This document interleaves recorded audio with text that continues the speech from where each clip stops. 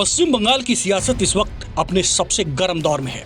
2026 विधानसभा चुनाव से पहले राजनीतिक पारा इतना चढ़ चुका है कि हर बयान, हर रैली और हर रणनीति सीधे सत्ता की लड़ाई का हिस्सा बन चुकी है।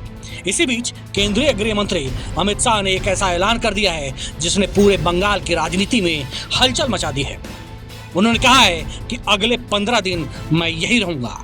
ये सिर्फ एक घोषणा नहीं बल्कि ममता बनर्जी के खिलाफ खुला चुनावी युद्ध का बिगुल है।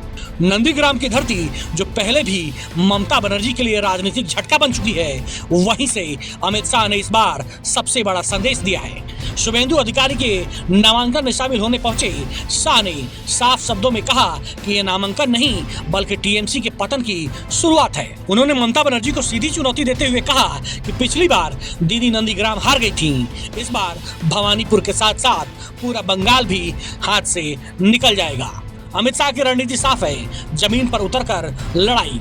उनका कहना है कि उन्होंने पूरे बंगाल का दौरा किया है और हर जगह एक ही आवाज सुनाई दे रही है कि ममता बनर्जी को बाय बाय। ये दावा सिर्फ राजनीतिक बयान नहीं बल्कि बीजेपी की उस आक्रामक रणनीति का हिस्सा है जिसमें वो जनता के मूड को अपने पक्ष में दिखाना चाहते हैं। शाह ने अपने भाषण में टीएमसी सरकार पर कई गंभीर आरोप भी लगाए हैं। उन्होंने कहा कि बंगाल की जनता टोलबाजी, गुंडागर्दी और लगातार हो रहे बम धमाकों से त्रस्त है।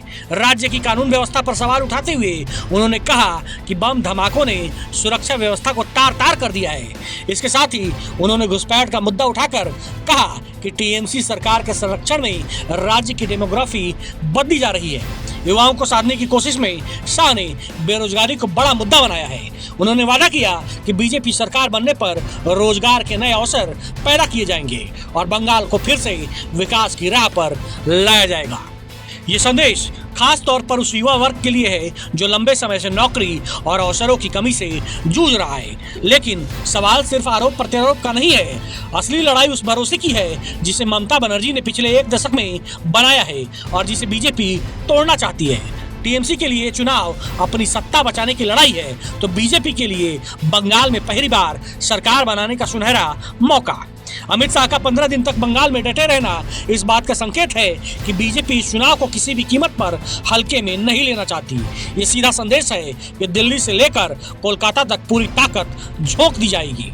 अब देखना दिलचस्प होगा कि ममता बनर्जी इस ललकार का जवाब कैसे देती हैं। क्या दीदी एक बार फिर अपनी जमीन बचा पाएंगी या शाह की 15 दिन की रणनीति बंगाल की सियासत का इतिहास बदल देगी।